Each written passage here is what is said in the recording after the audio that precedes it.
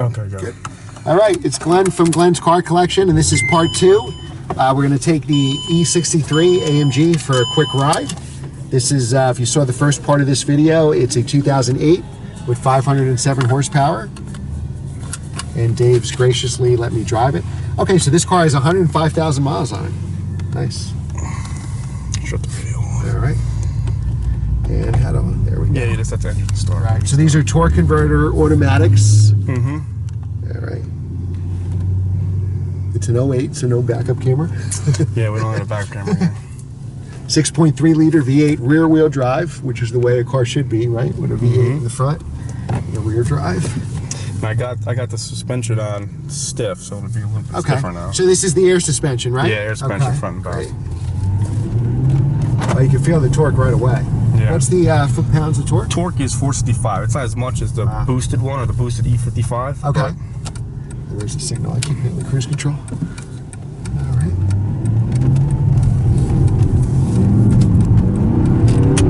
Oh yeah, this wow, it moves. It's pretty fast. Yeah, it's torquey. So 0 to 60, you said it's about 4.3 seconds. I think it's about 4.2, 4.3. Okay. Yeah. And that's real fast for a torque converter. Yeah, for automatic. a 4,000-pound car too. Right. Are the brakes stock on this car? The brakes are stock. They're, I believe they're 14.2-inch rotors really with quick. 6-piston calipers. Oh yeah, you can really feel the stopping power. Yeah. I mean, it's pretty abrupt as soon as I get into the start pressing it. So this suspension is stock, you said, right? Mm-hmm. Does it have a limited slip? This car actually does not have a limited slip. It's an option, it's a performance package, the P30 package. So this car didn't have that. So launching it from a light, if you tend to want to race somebody from a light, it's a little bit tough because it's not a real true limit slip. But I would actually like to get it put in, so that might happen. Now the performance pack gives you what, an extra 50 horsepower too? No, that's the performance pack gives you more horsepower on the boosted model. Horsepower is the same on the NA one. Oh, okay. So what's the advantage of that? Just the stiffer? Just the suspension is supposedly the quote-unquote race-tuned. Okay. The limited slip and the Alcantara steering wheel, and it's not limited to 155. It's limited to 186. Okay. Yeah, that's what my CLA 45. The performance didn't give you more horsepower. It gave you the different. If you limited the top speed, it gave you the stiffer suspension. Yeah. And what does the car weigh? Do you know? This car's 4,000 pounds. I think it's closer to 4,100 pounds. Yep. Yeah, you can Maybe feel the 42. weight. It's a heavy car. Yeah. Now we're taking it on the back roads here in New Jersey. It's probably more of an Autobahn missile, right? Yeah, it's more of a highway cruiser, but it's really not bad on through the turns. So it does its job for a big heavy car. Yeah. And you know that going in, so when you're not driving this like it's a light Lotus or something, you know that's a heavier car. We got a R32 in front of us. Yep, that's nice. I think we're going to try to take some of the back roads here. We'll let this guy go. This is like my test ground for all the cars that I do. Wow, this car moves. You can feel the torque converter when it shifts. Yeah. Yeah, the one with the wet clutch will be a little snappier. Right. So that we can use, just tell me what gear I'm in? Do I have to put in manual mode? The left is downshift in this car. You can leave it in sport and shift it, so you can do that, yeah. And now will it shift for me, or I have to shift it? Well, you can, like right now you're in fifth, so you'll downshift, but I think it holds the gear, so if you don't shift, it'll bounce the rev limiter. Oh, okay, wow.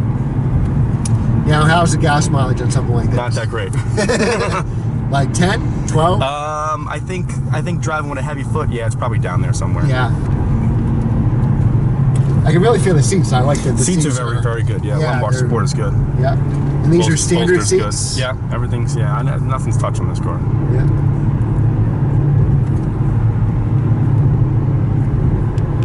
And you said they made, in 2008, they made about 1,000? Yeah, I think it was 1,042 or 1,049, something like that. It actually handles pretty well. It's not bad, It's planted not for a Cayman or a Boxster, but with the weight going in, you can set it in the turns, it'll hold it. So. Yeah. It's very smooth, it's not stiff. Mm-hmm.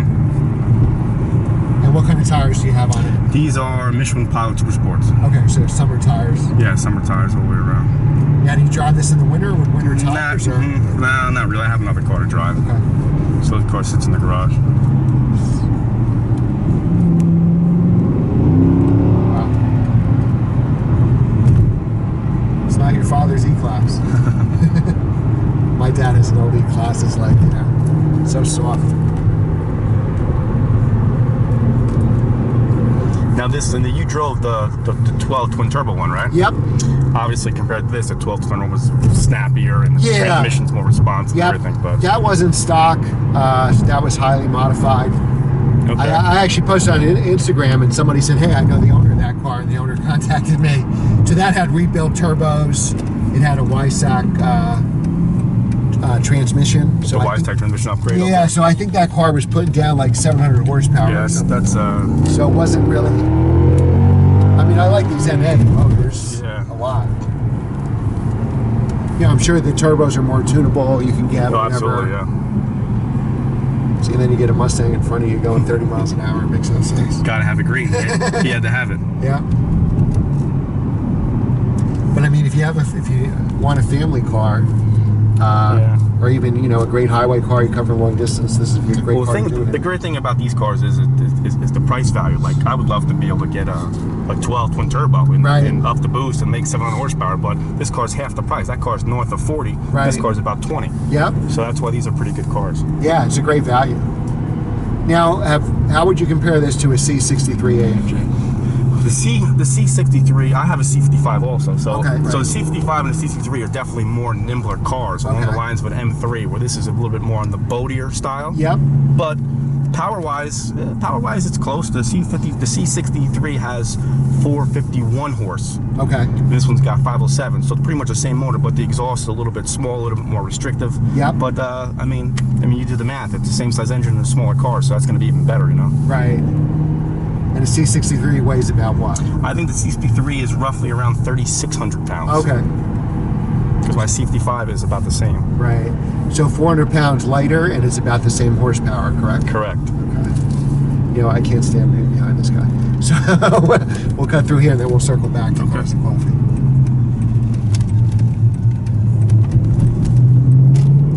Beautiful around here. Yeah. There's probably a lot of AMGs in these houses. Yeah, it's a shame that they can't go with these normally aspirated engines. I know that turbos are the future and probably get better gas mileage and they're more tunable, but you know, nothing's like an NA motor. Yeah, they stopped making this NA motor. I don't know why, but now this revs to what, 7,000? Yeah, it's high. It's 7,000. I think actually that's actually a little past 7,000. Yeah, it looks like almost 72. Yeah. It's hard to tell. No. And this write-ups about some car guys saying this is one of the best motors ever made. This 6.2 liter. Yeah. I believe it. Yeah, that's where it's got BMW beat, I think, in these motors. Yeah, the M5 would, I think, have the handling over this, but you can't beat this. Yeah, the M5 is just, I mean, if you're talking about handling, it's only like a little bit better handling. It's not like it's blown out of the water. Well, no, wait, this was going against the E60 V10 M5. Correct. Wow, this car really moves. Yeah. It feels every bit of 4.2 seconds.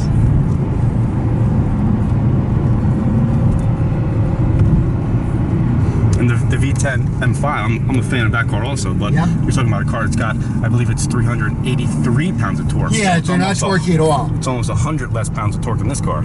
I just drove an M6 V10 convertible. And yeah, I mean, the power was like 6,000 to 8,000. Yeah. I mean, literally, it had no power under 6,000. That was the first one I drove in a stick. All the other ones I had found were SMGs. That's from Cars and Coffee. That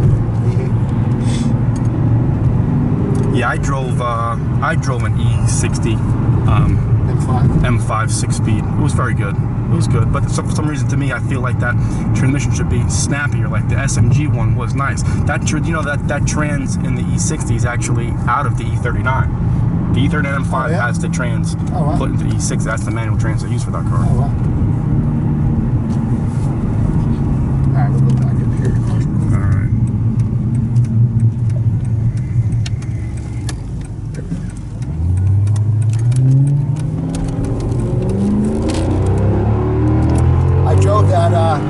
E63, the M6 is the E63, right? The M5 is the E60. I drove that E63 M6 hard on a test drive for about 10 minutes with the 6-speed, and I got the lights that the engine was overheating. Really? Yeah. Oh, boy. So that turned me off for the car. I wasn't really looking for a convertible. I kind of wanted to drive the V10 in the stick because I had only driven the SMG, and it was good. It was good in the stick, but I think the stick is way better for that car. But there probably is an argument that the SMG keeps it in the power band more.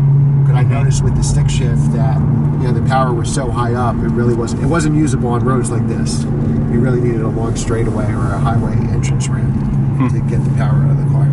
But I couldn't believe after 10 minutes that the engine was overheating. Yeah, that's a little bizarre. Now that car had 68,000 miles, maybe needed to be serviced, but this was a used car with no warranty from a BMW dealer. So yeah, that's a little iffy, makes you a little nervous. Now how do I put this back in automatic mode? I'm stuck in. Well, you can just let's see. If you I can hit the button here. Hold on. You go. Shift over and it goes right to drive. Okay, there you go. No, but there's different buttons. Like that, you can hit it in manual, where it'll be just manual, or there's comfort. Oh, okay. And comfort mode starts from a light. It'll start in second gear instead of first gear for gas saver mode. And then there's sport. So you had it in sport, but when you hit the paddle in sport, it kind of stays there until you shift it. Gotcha. All right, now it works much better. You see that red light? That red light was actually a shift light. Oh, okay. Yeah, the center thing blinks red. Tells you to shift. All right, now it works much better. I put it in manual mode, and the paddles were working. Yeah, now better. It's full blown. Now, Okay. now it won't shift out at all. So wow. So it'll stay, and then you can drive on the block in first gear in manual mode. Yeah, now it's much better because I think I was driving in the other mode, and I noticed it wasn't really shifting quicker, fast enough when I was accelerating. Now I see that it is. What do you think of this clock here? I noticed all these. I mean, it's Mercedes for you, but I mean, I think that the RPM tax should be a little bit bigger than the clock. That's what I think. But or just have two gauges, the RPM the biggest. And they do that in the boosted one too. I feel that the boosted ones should have, instead of a clock, should be a boost gauge. Right. All right, so this actually has a shift light. That's really cool. Yeah.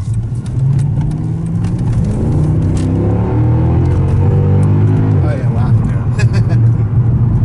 Yeah, I mean, for 20 grand, I mean, this is a bargain, right? It's a great car. What kind of performance, and they're not gonna, they're probably at the bottom of the curve, right? Yeah, they're not gonna really. I mean, you're not gonna see them 15 grand for a little while longer, unless they're a total piece of crap. But obviously, you want to stay away from that. And how's the maintenance on these cars? Like, maintenance isn't bad. I haven't really had to do anything yet besides change the oil, and I actually changed the rear tire because the rear tires were a little bit on the way out. You're in the car business, so is there anything to look out for with these cars?